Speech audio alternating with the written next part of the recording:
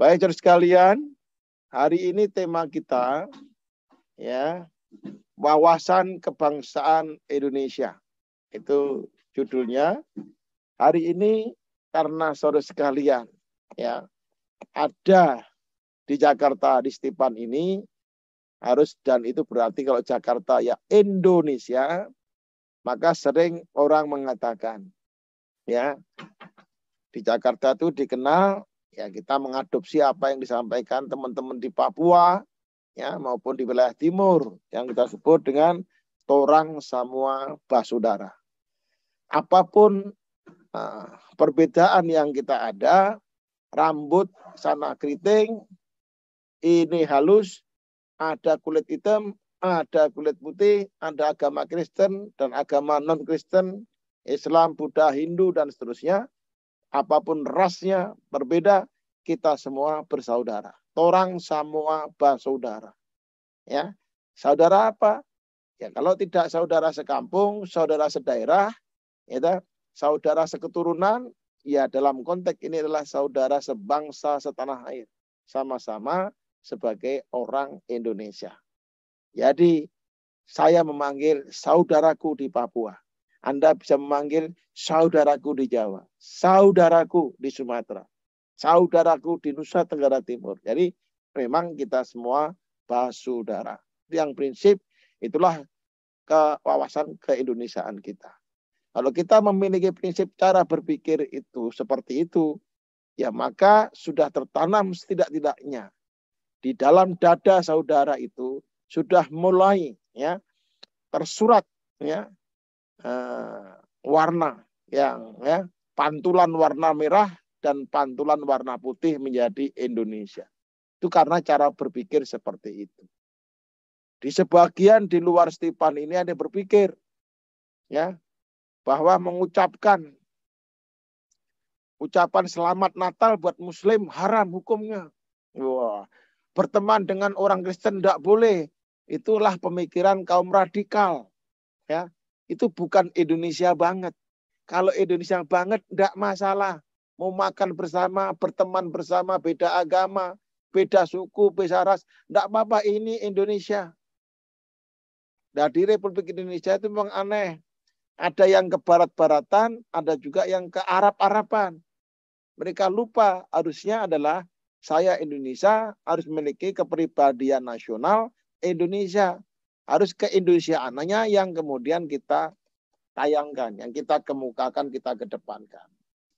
Indonesia itu negara besar. Kalau kita lihat background dalam peta ini, itu adalah Eropa. Eropa itu dengan 30 negara. Itu seluasnya di dalam ketinggian 289,4 mil dari permukaan bumi. Luas Indonesia itu sama dengan Eropa. Sama dengan 30 negara di Eropa. Kalau mereka punya 30 presiden atau perdana menteri, kita cuma punya 1, saking luasnya. Ya, penduduknya juga hampir sama. Jadi kita itu negara besar. Ya, mereka di Eropa itu per negara paling 1/30-nya Indonesia. Ingat, ya, kita itu adalah negara besar dan selama pemerintahan Jokowi ini digiring di dunia makin mengagumi Indonesia. Ya. Makanya sekarang diperhitungkan menjadi ketua G20. Ya. Demokrasi terbaik nomor 4 di dunia. Ya. Itu Indonesia. Semua mengharap, dan juga kita memiliki kemajuan yang luar biasa dalam 10 tahun terakhir ini. Kita itu sebagai negara Indonesia, ya, hari ini saya mengantarkan Anda semuanya ya untuk mengenal Indonesia lebih dekat. Kita paling tidak berbatasan dengan 10 negara tetangga.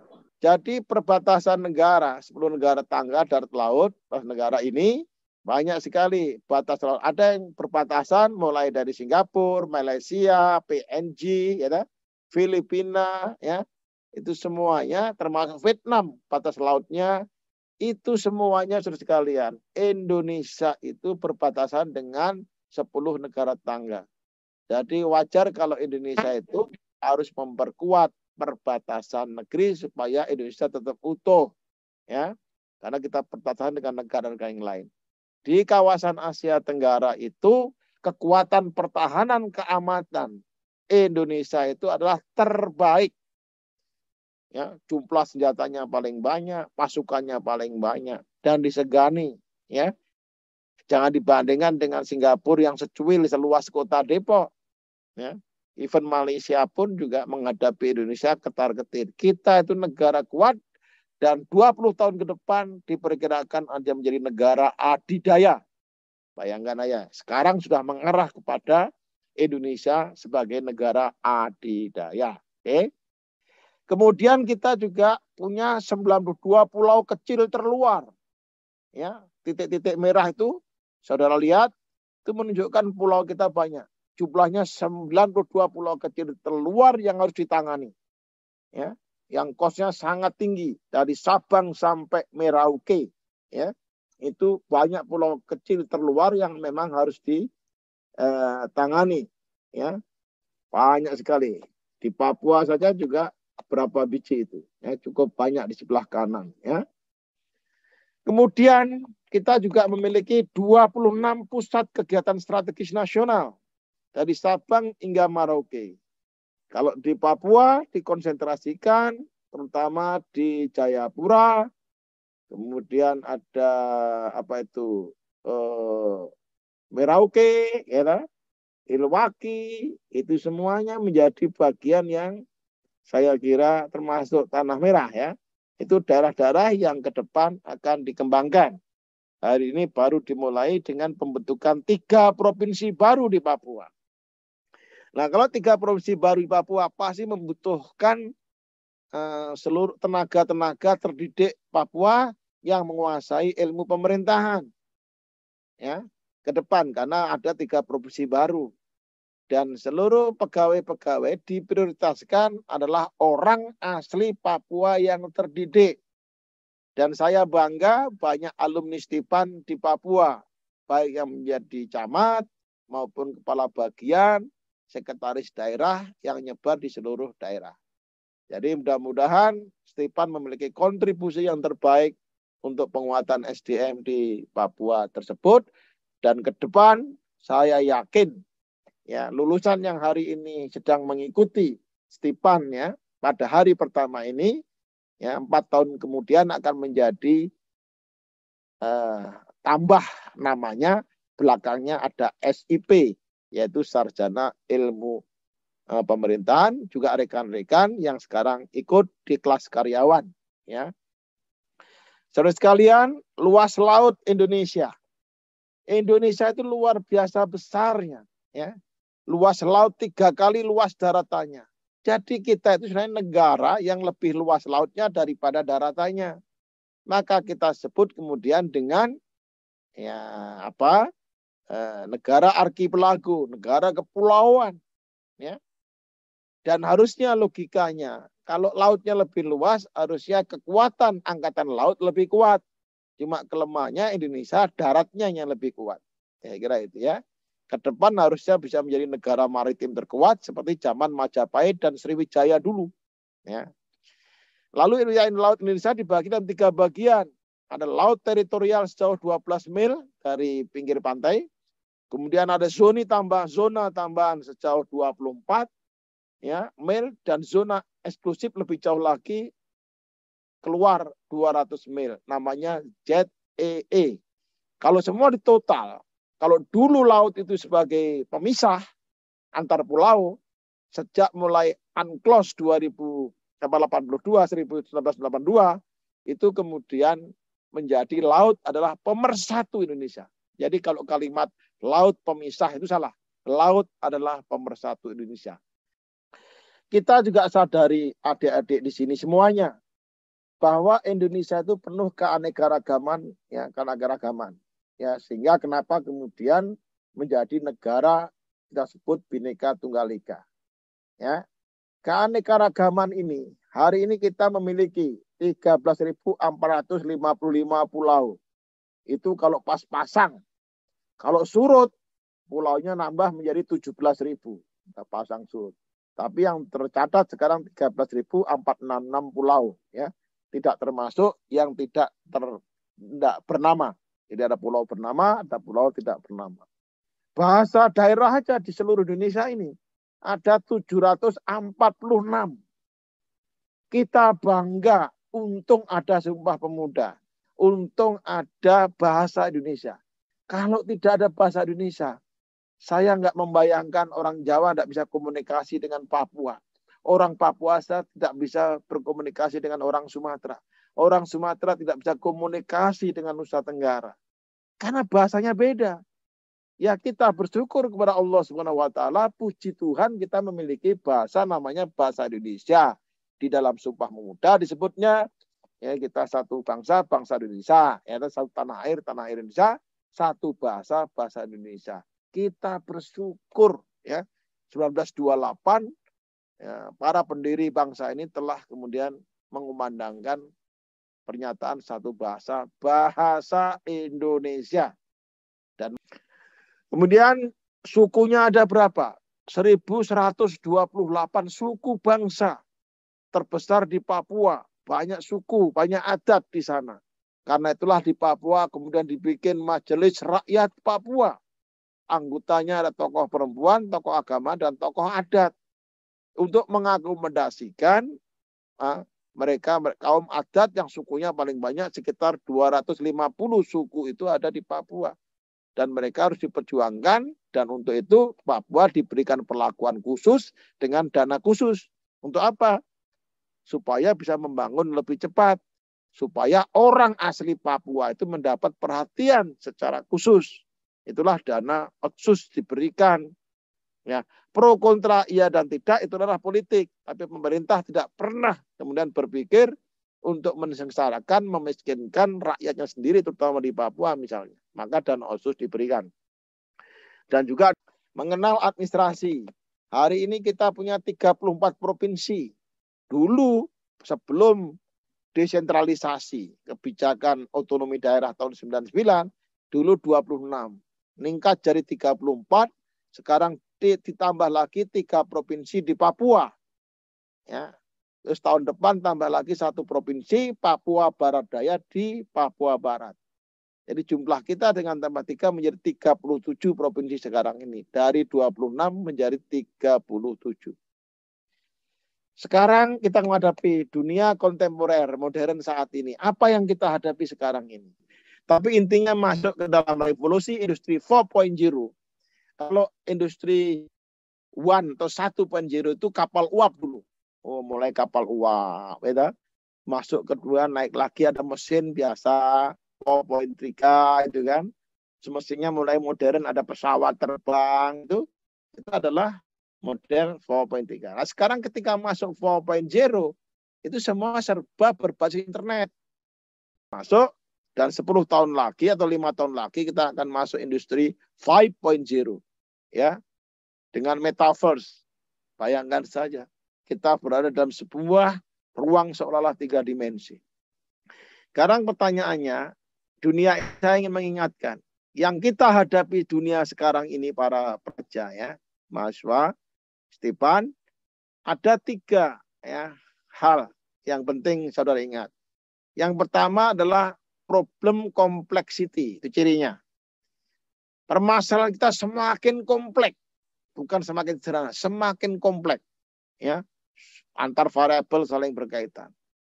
Yang kedua semakin cepat, namanya rapid change, ya, di mana didorong oleh revolusi teknologi dan industri, ya, yang kemudian mempengaruhi di dalam sektor pemerintahan.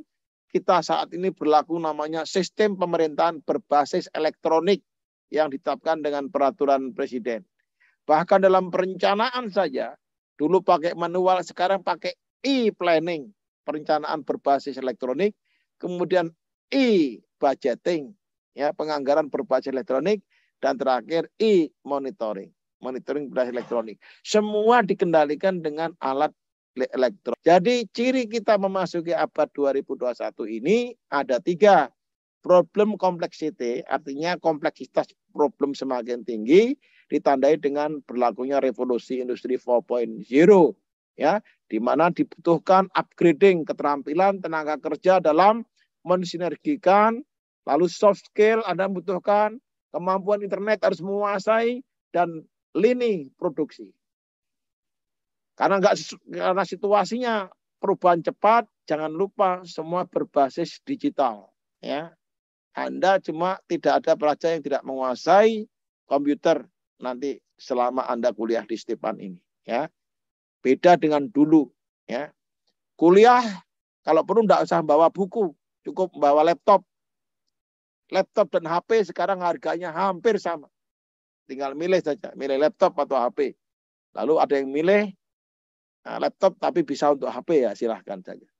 Kemudian uncertainty, situasi global harus kita sikapi saudara sekalian dengan mengikuti perkembangan. Perang Rusia Ukraina itu membawa betul dampak yang luar biasa terhadap krisis yang terjadi di Eropa maupun gejolak harga BBM termasuk di Indonesia. Jadi tahun ini memang harus kita sikapi dengan 3 ciri ini, kita menyikapi. Dan Stepan sudah melakukan perbaikan kurikulum untuk merespon perkembangan situasi, yaitu problem yang semakin kompleks, perubahan yang semakin cepat dan semakin tidak menentu ini. Dan kita akan mengawal perkembangan pendidikan saudara sebaik-baiknya. Ya. Jadi ciri kita memasuki abad 2021 ini ada 3.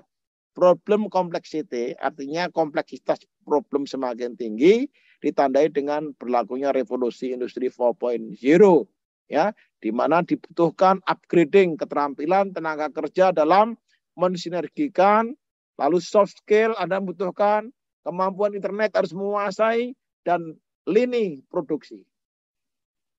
Karena situasinya perubahan cepat, jangan lupa semua berbasis digital.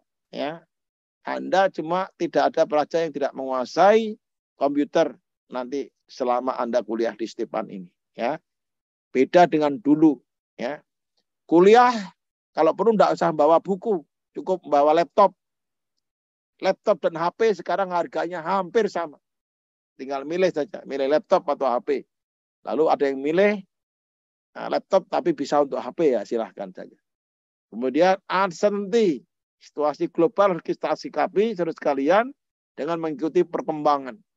Perang Rusia Ukraina itu membawa betul dampak yang luar biasa terhadap krisis yang terjadi di Eropa maupun gejolak harga BBM termasuk di Indonesia. Jadi tahun ini memang harus kita sikapi dengan 3 ciri ini, kita menyikapi. Dan Stepan sudah melakukan perbaikan kurikulum untuk merespon perkembangan situasi, yaitu problem yang semakin kompleks, perubahan yang semakin cepat, dan semakin tidak menentu ini. Nah, kita sekarang berikutnya. Lalu di kepala ada Pancasila. Apa sih Pancasila itu? Paling tidak Anda harus mengenal, jangan sampai mahasiswa Stepan disuruh menghafal Pancasila, tidak hafal. 5 sila, pedoman bernegara. Jadi 5 sila, ketuhanan yang Maha Esa, kemanusiaan yang adil dan beradab, persatuan Indonesia, kerakyatan Indonesia, hikmah kebijaksanaan dalam perumusan perwakilan, keadilan sosial bagi seluruh rakyat Indonesia. Ini harus diketahui, dihafalkan, dihayati, dan dilaksanakan. Karena itu adalah ideologi dalam kehidupan kita berbangsa dan bernegara. Anda boleh saja sebagai ideologi agama masing-masing adalah agama yang benar dalam kehidupan Anda, ya, vertikal dengan Tuhan Anda. Namanya kehidupan ibadah agama, silahkan sesuai dengan syariat masing-masing. Tapi ketika Anda sebagai umat begitu dan sebagai warga bangsa, Anda harus tunduk kepada ideologi Pancasila. Nggak bisa dipaksakan. Karena baik lu agama Kristen, Katolik, Hindu, Buddha, Konghucu, semua di bawah payung ideologi namanya Pancasila. Pancasila itu 5 sila tadi dipayungi oleh salah satu, yaitu ketuhanan yang Maha Esa. Ya, kita bertuhan, ya, semua karena ridho Tuhan yang Maha Esa. Kita harus memiliki kemanusiaan yang adil dan beradab, jangan biadab, ya, sebagai orang Indonesia. Kita harus cinta persatuan bangsa. Di ujung sana orang Papua di Bovendigul, misalnya seperti sana. Itu adalah saudara kita. Kalau orang Papua disakiti, kita juga ikut terasa sakit. Demikian juga orang Sumatera. Ketika sakit, kita orang Papua juga sakit. Demikian di Jawa. Karena namanya persatuan dan kesatuan, seperasaan sebagai orang Indonesia. Ya. Kemudian kerakyatan yang dipimpin oleh hikmah kebijaksanaan dalam permusyawaratan perwakilan. Nah, itulah ada pilkada, ada pemilu, ada DPR, MPR. Itu semua karena kita dasarnya adalah demokrasi. Indonesia namanya demokrasi Pancasila. Kita mengedepankan lebih pada musyawarah. Setiap masalah bisa diselesaikan dengan musyawarah. Itulah demokrasi Pancasila. Ujungnya adalah gotong royong. Itu nanti ya bersama-sama bergotong royong, bermusyawarah. Ya, gugur gunung, kerja bakti, dan seterusnya itu bagian dari implementasi gotong royong. Pancasila sebagai dasar negara. Pemersatu bangsa, ya, dasar negara, dan terakhir ideologi bangsa. Nah, ideologi bangsa itu yang memimpin kita bagaimana bernegara dengan baik, ya, bagaimana kita berketurunan baik, berkemanusiaan baik, berpersatuan baik, berkerakyatan baik, berkeadilan dengan baik. Yang penting itu, oke? Undang-Undang Dasar 45 sebagai landasan konstitusional di dalam praktek, tapi tubuhnya tadi. Jangan lupa ada pembukaan, ada batang tubuh, ada aturan peralihan dan tambahan. Ya, yang tidak bisa dirubah itu hanya pembukaan. Disebut dengan karena apa? Pembukaan nggak bisa dirubah karena pernyataan kemerdekaan Indonesia itu ada di alinea ketiga pembukaan Undang-Undang Dasar 45.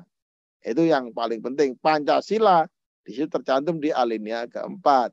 Cita-cita dan tujuan nasional ada di alinea 2. Tujuan negara ada di alinea keempat. Jadi pembukaan mutlak tidak boleh dirubah. Yang boleh dirubah adalah batang tubuhnya, termasuk aturan peralihannya boleh ditambahi. Ya. Sekarang masuk Stipan. Ya. Stipan dengan logo STIP putih, AN-nya itu merah. Ya. Pertanda bahwa ini adalah benar-benar merah putih. Seluruh mahasiswa Stipan, termasuk dosen dan karyawannya, kalau dibelah dadanya hanya ada 2 warna. Warnanya merah dan putih. Saya kira itu penting. Nah, kita, ikon kita, ya, ikon penyemangat moto juangnya adalah Stipan baru, Stipan maju. Artinya kita sedang berbenah menuju kemajuan setelah 17 tahun kampus ini ada. Yang masih alhamdulillah bertahan dan berkembang. Baik. Yang kedua, kita ikon kita Stipan sebagai sekolah kader NKRI. Itu yang saya katakan, Anda harus bisa menjaga apa yang tadi saya sampaikan di depan lagi. Selalu komit untuk menjaga Pancasila ya sebagai ideologi bangsa. Ya. Dadanya dibelah merah dan putih.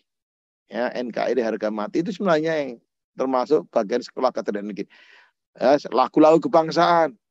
Setidaknya adalah 10 lagu kebangsaan itu yang hafal gitu. Kader NKRI lagu kebangsaan nggak hafal bagaimana? Nanti diajarkan oleh Pak Muklis itu ya seperti itu. Lalu selalu menghormati lambang-lambang negara.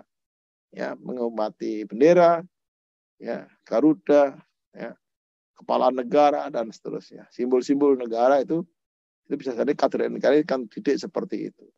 Kader calon pemimpin pamong praja yang berkepribadian nasional. Nah, apa itu? Jadi ketika dikatakan bahwa Stipan sebagai sekolah kader NKRI, pertanyaannya kader apa? Kader NKRI itu apa? Adalah kader calon pemimpin pamong praja yang berkepribadian nasional. Kata kuncinya Anda semua pemerintahan itulah praja ya. Pamong praja Anda yang ngemong lah ya. Nah, maka Anda memimpin pamong praja ini dalam arti luas bukan berarti PNS. Pamong praja bisa bergerak juga di politik, bisa bergerak juga di sektor swasta maupun di birokrasi. Karena praja pemerintahan itu dalam arti yang luas. Hal-hal yang berhubungan dengan kepemerintahan. Hari ini apalagi dengan public-private partnership. Sudah sulit dibedakan antara pemerintah dan publik ya. Dengan private sector dengan bisnis sektor. Karena dua-duanya merupakan bagian pemerintahan dalam arti yang luas karena selalu ada link dan kerjasama. Namanya konsep public, private, and people partnership. Nah itu P3. Nah, kader calon pemimpin pamong praja yang berkepribadian nasional inilah saudara sekalian, ya, Ini apa artinya? Artinya Anda memiliki cara berpikir, ya, cara merasa, cara bertindak yang dijiwai dengan semangat Pancasila. Mulai dari otak, cara berpikir, saya akan berpikir. Mulai berpikir kelihatan. Kalau saudara tidak Pancasilais, cara berpikir itu, misalnya Sarah, aku nggak mau lah, dia orang Papua. Misalkan kalimat, saya nggak mau dengan orang Papua. Itu aja sudah berpikir tidak Pancasilais. Kenapa? Tinggal bersama Papua nggak mau. Jadi menyebut suku itu sebenarnya nggak boleh. Nah, jadi seperti ini itu tidak boleh, membeda-bedakan. Maka kalau saya ada tempat kos, kemudian orang nanya, gua nggak mau orang Batak nih, kos di sini. Tapi oleh suku lain boleh lah, itu juga sara. Itu tidak boleh kalimat-kalimat seperti itu. Itu berarti cara berpikirnya harus dibenahi. Anda orang Papua, orang NTT, orang Batak, orang Bali, kita semua bersaudara. Jadi inilah Indonesia. Jadi gitu loh ya. Dua cara merasa. Ada benar, ada salah, ada baik, ada tidak baik. Cara merasa Pancasila inilah kemudian, oh ini enggak demokratis. Oh ini mengganggu persatuan. Demo-demo yang berturut-turutan merusak ya semua fasilitas negara. Itu kelihatan sekali yang memecah belah, ya kan? Cara bertindaknya, apalagi kalau sudah cara berpikir salah, cara merasa salah, maka cara bertindak juga salah. Yang benar mana?